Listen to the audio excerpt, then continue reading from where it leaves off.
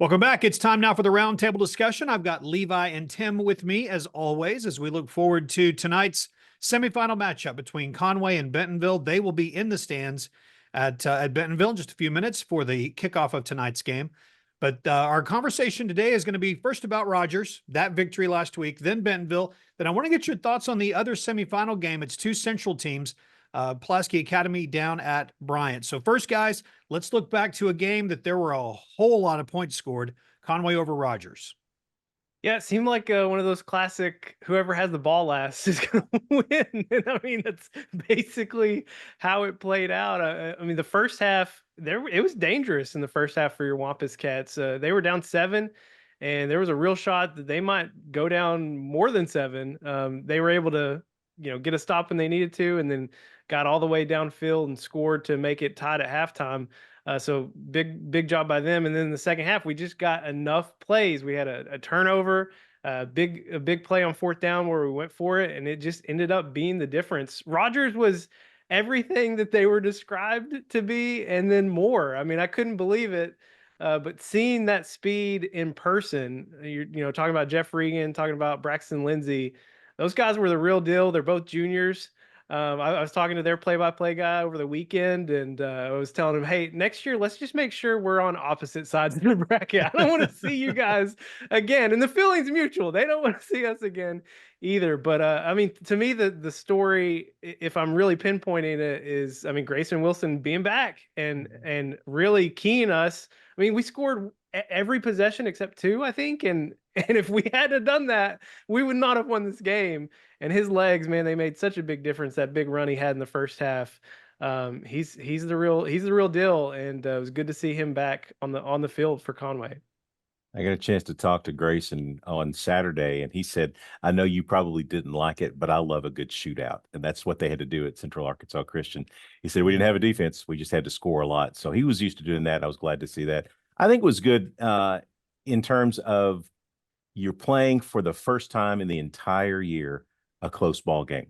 Even our loss was a blowout loss. We blew out everybody along the season, but you finally had a game in the playoffs where it's win or go home. And we were able to get it done. We created a turnover.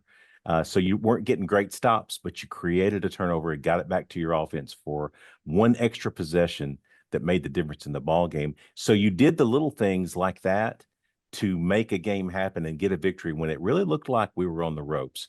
And so I was happy to see us in a tight ball game at this point in the season to see that we could do it, and we finally pulled it off.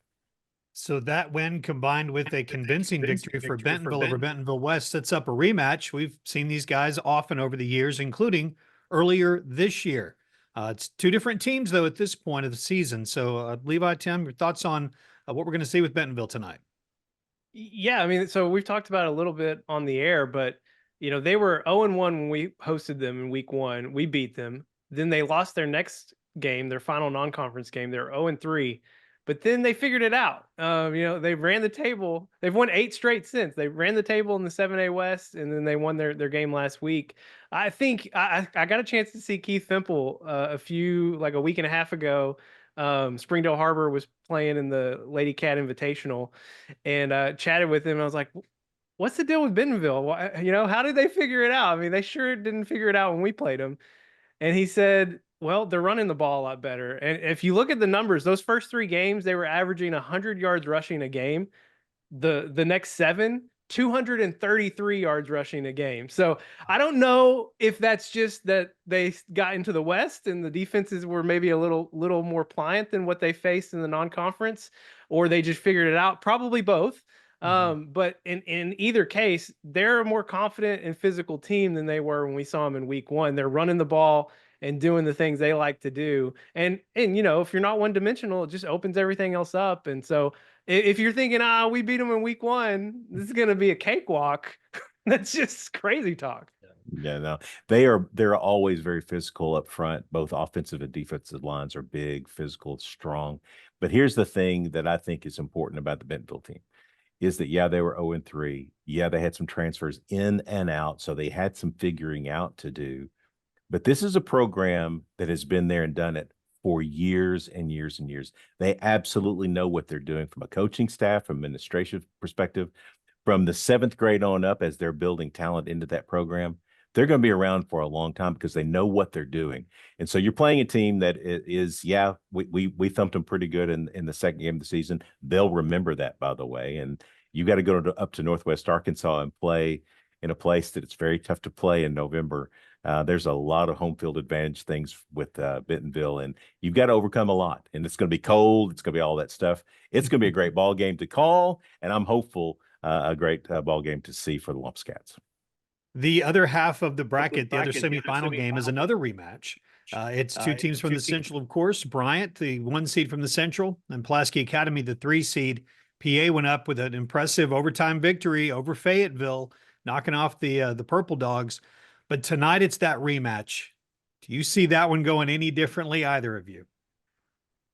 Well, the thing is, PA's the only team that's played Bryant close all year. So, I mean, I don't necessarily see it going a different way. But what I'm hoping it stays a close game. I hope that PA gives them everything they can handle and more, because I don't want Bryant going into the next game feeling confident and riding high. I mean, they've just been on a run in every game this year except for that one PA game. They beat them by, I think, 18 points, so it wasn't super close, but it was close for a very long time. It was close in the second half.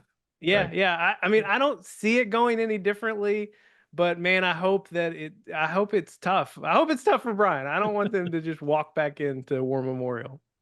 Well, if it is the best team wins, no knock on PA, that'd be Bryant. The way they looked against us gave every indication that they're the real deal in the state, best team in the state, and so PA's got their hands full, especially at Bryant. So I don't share Levi's enthusiasm for a really close game. I really think Bryant takes it and goes quickly with it. No knock on PA, but Bryant's just that good.